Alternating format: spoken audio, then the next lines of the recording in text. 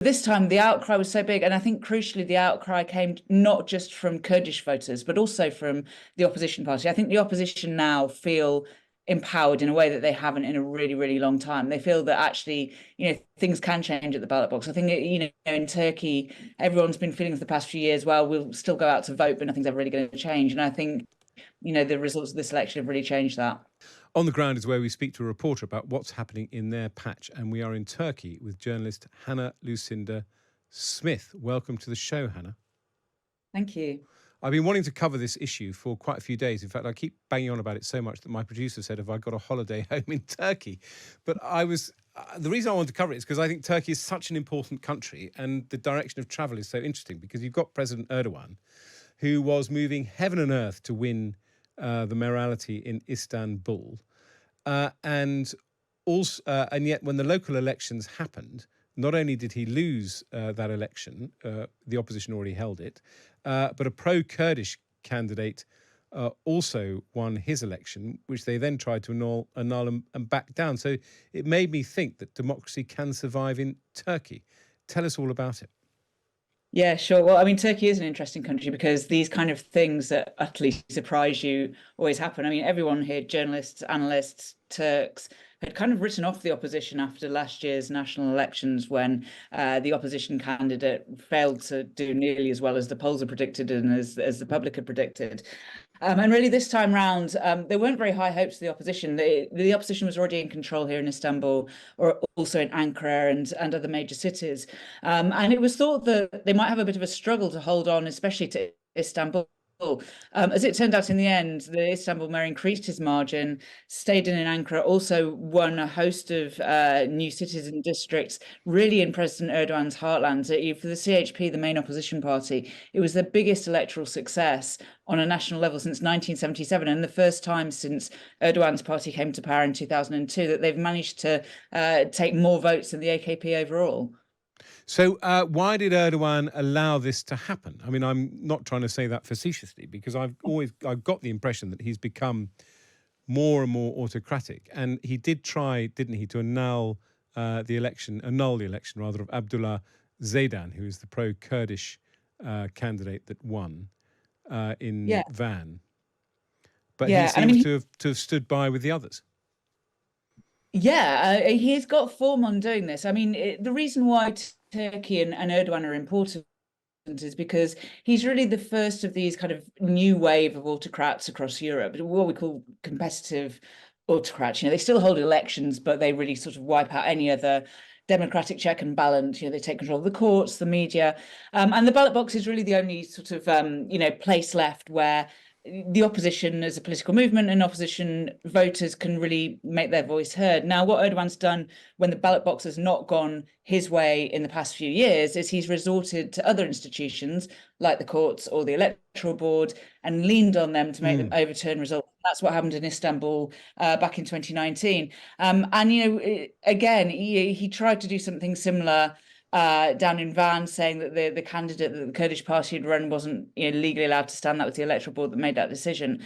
But this time the outcry was so big, and I think crucially the outcry came not just from Kurdish voters, but also from the opposition party. I think the opposition now feel empowered in a way that they haven't in a really, really long time. They feel that actually, things can change at the ballot box. I think, in Turkey, everyone's been feeling for the past few years, well, we'll still go out to vote, but nothing's ever really going to change. And I think the results of this election have really changed that.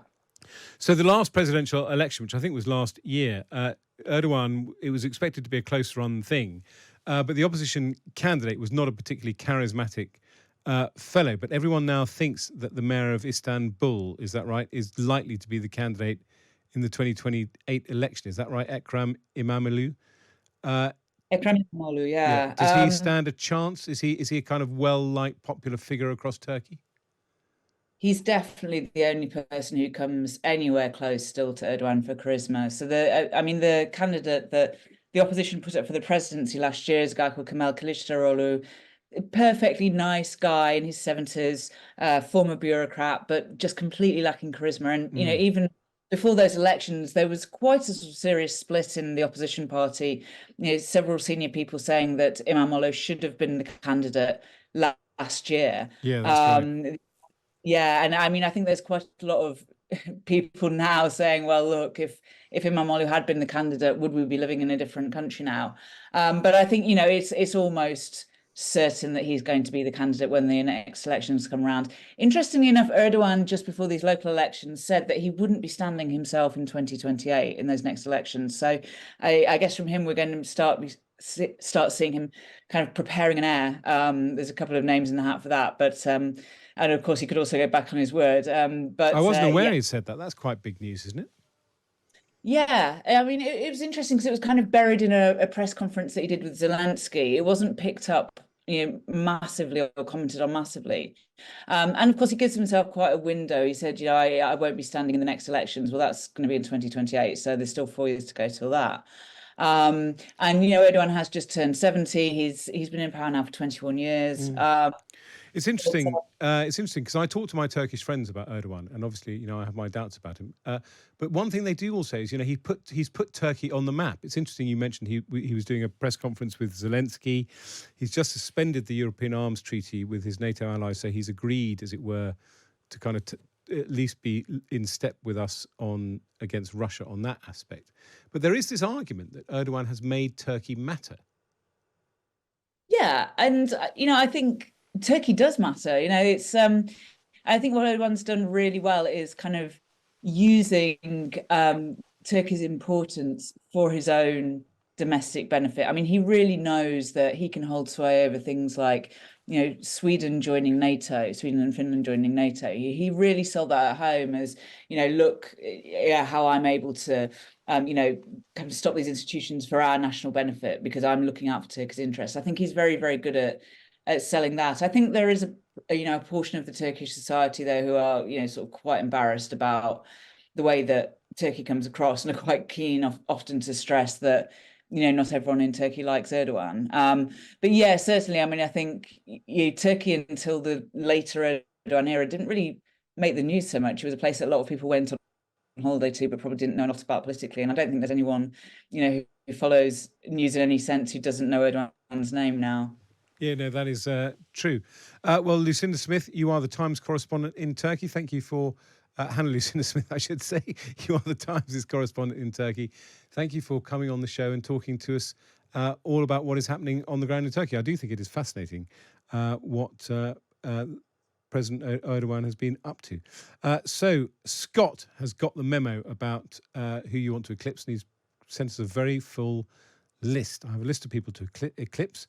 Andrea Jenkins,